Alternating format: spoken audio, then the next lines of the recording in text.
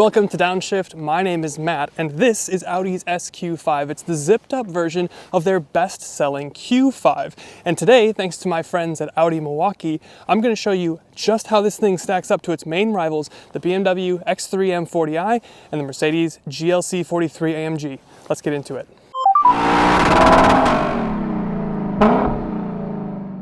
First thing we're going to talk about is power and performance. This is a bit of a relative one, so let's just keep an open mind here. Under the hood, you have a 3-liter turbocharged V6. It's actually the same engine that you get in the S5, even the S5 Sportback, whatever. 349 horsepower here, 369 pound-feet of torque.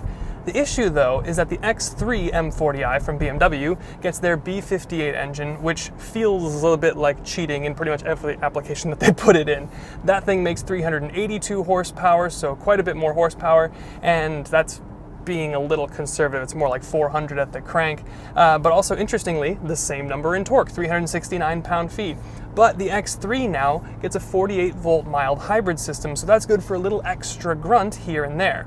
And then the Mercedes. The GLC43 will pack a new 2.0 turbo 4-cylinder that we tested in the C43 a little bit earlier last year. It's not my favorite, but we talk about these things on paper here to be as fair as possible. And then on paper, it is more powerful. 416 horsepower, plus 13 in some unique low-speed situations and low-rev situations. But yet again, 369 pound-feet of torque.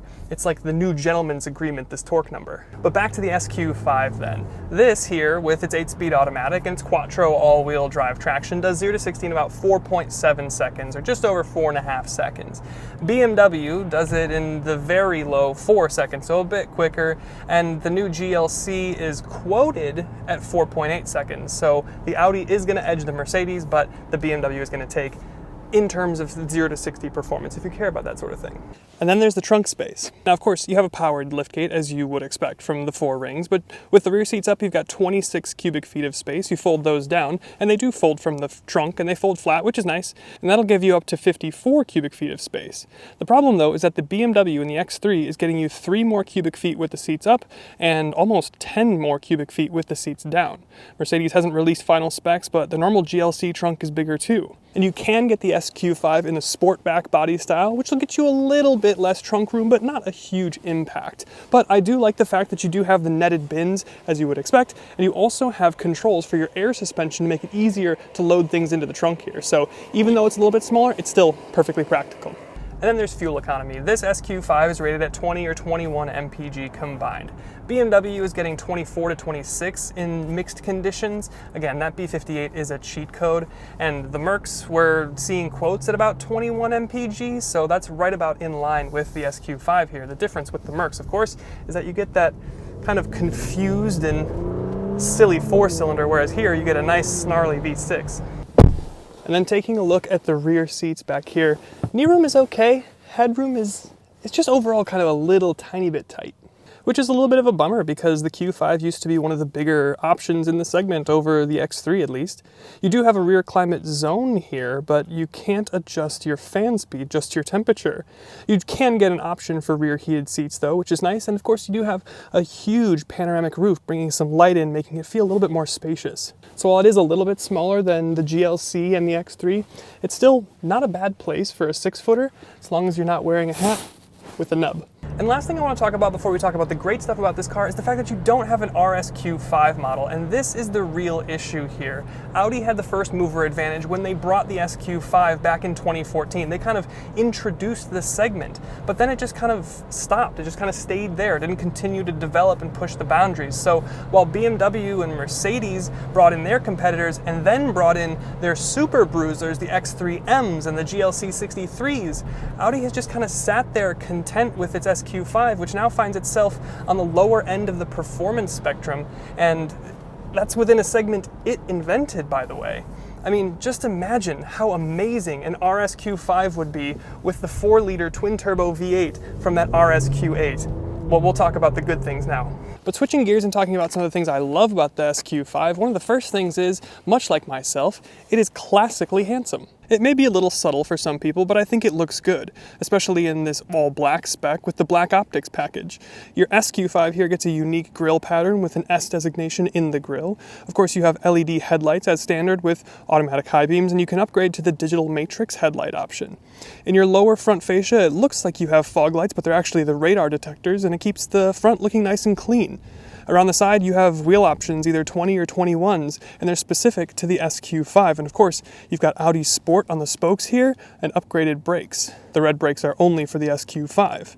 And then around the profile, it's a classic Q5 shape. And around the back, you've got upgraded tail lights. They're OLED, and they're really cool. They're sequential, of course.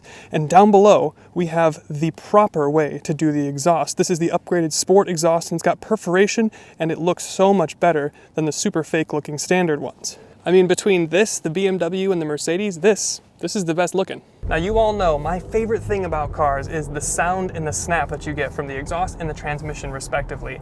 And the V6 here has a nice raspy snarl as you get higher in the rev band. We of course have the upgraded Sport exhaust, which is absolutely and unequivocally 100% the way you should go if you get an SQ5 like this. But the snap that you get from the 8-speed, the braps that you get on the upshift, the cracks that you get on the downshift, I mean, this is where I don't care that it's less powerful or slower or whatever. It's the drama, the character, the fun that I get to have behind the wheel, and I don't even need to be going felony speeds to enjoy it.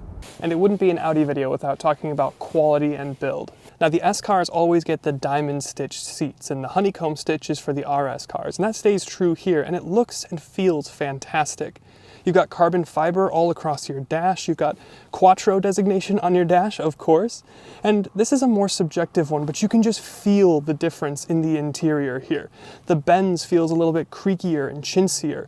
The BMW feels fine, but this really feels really substantial. I mean, in the cabin here and on the road, you can tell that this is well made. But there's a couple cliches for every Audi video that we do. We have to talk about build quality. We have to talk about how it doesn't have the visual drama of the AMG or the absolute ragged performance of the BMW, but it does the mixed thing really well. It just does. Like the daily driving experience here, it softens back. You can either get the adaptive dampers, or here we have the air suspension. This is of course with the Sport package.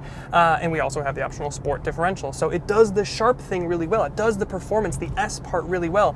But when you just want it to be a Q5, it is.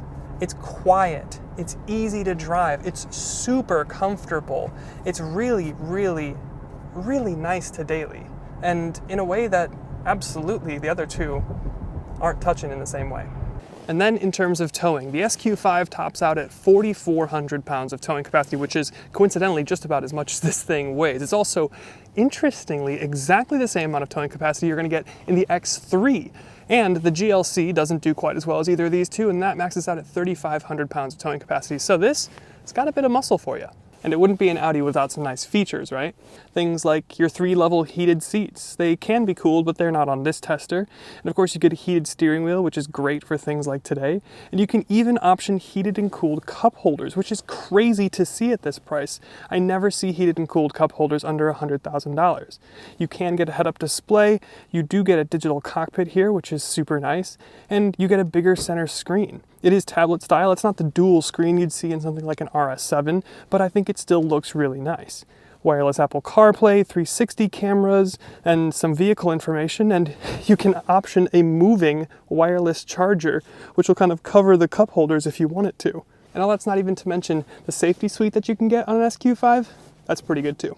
And one of the biggest pros about an SQ5 over the competition is price. An SQ5 starts at $57,000 versus an X3 M40i, which is going to start $5,000 more at $62,000.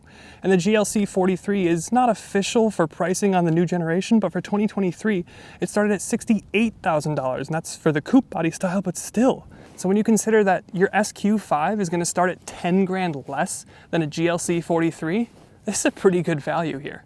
And before we go for a drive, there's just a couple of little things that I think bear mentioning here. For one, the door handles don't just pull out, they almost lift up a little bit. A little bit odd. And this is the most expensive kind of Q5 you can get, but if you go into vehicle, light and visibility, you don't have any type of cool or interesting ambient light, which is a bit of a bummer. It's something that I like. And in your center console here, of course, you have full touchscreen and not the little MMI scroll wheel anymore, so you have all this extra space.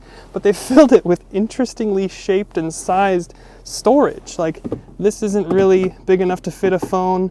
That's not really big enough to fit a phone. This is like an iPhone 11 or 12. It barely, doesn't even totally fit in here. So I guess it's nice that you have some storage, but if this was just even an inch longer, it would be perfect. And since this is the sporty SQ5, you get the red rimmed start-stop button. And you go into your drive select and you have a lot of different drive modes. You've got an off-road mode, which is kind of interesting. Of course, you've got air suspension, so it'll raise itself up. You've got, you've got all-road, which is like a more mild off-road setting. You've got comfort mode, which obviously is pretty self-explanatory. Auto, which will kind of guess how you're driving. Dynamic, which is your sport mode. And individual, so you can totally customize how you want your car to perform. But with that, let's go for a bit of a drive. Now, we're not going to launch it because this thing refuses to warm up, but here's some sound.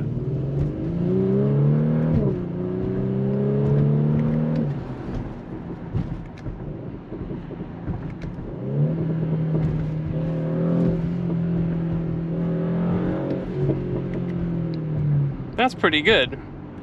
I mean, this has the sport exhaust, so that is a big help. It also makes the car look a lot better, but we'll talk about how it is to drive. I mean, this is the same engine, I believe, that you get from the S5. So it's 3-liter single turbo V6. So it's technically a bigger engine than you get in the RS5, but it only has a single turbo, whereas that has a twin turbo. 349 horsepower, 369 pound-feet of torque.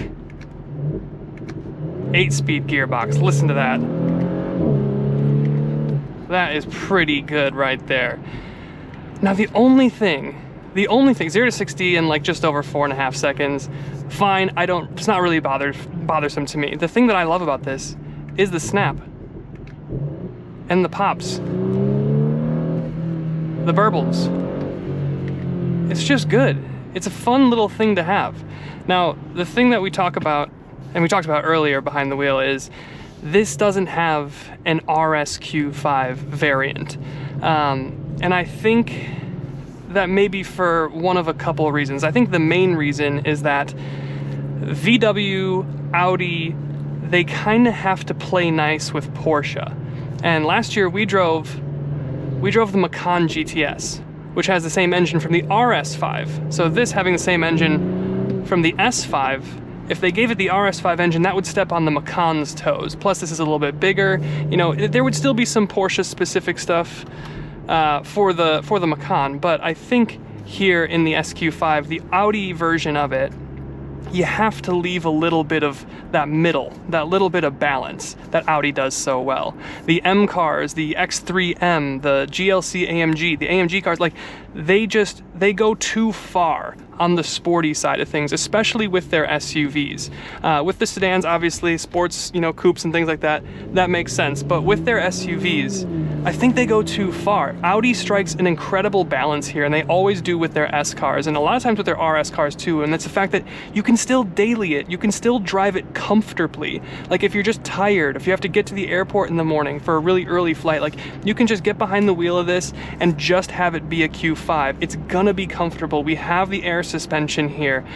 You could get adaptive suspension if you didn't want the air suspension, but it is just easier to live with on a day-to-day. And then when you want to sport it up, you can throw it in dynamic mode, shift around the 8-speed, and have a great time. But it does the balance so well, and I think that's what I really, really like about it, especially for the fact that it is so much cheaper than those other two. And with that, I think it's a good place to leave it, so let's get into the final thoughts. So that is the best and the rest of the Audi SQ5, and I have to say, objectively, and especially at the price point, it's a good sporty SUV.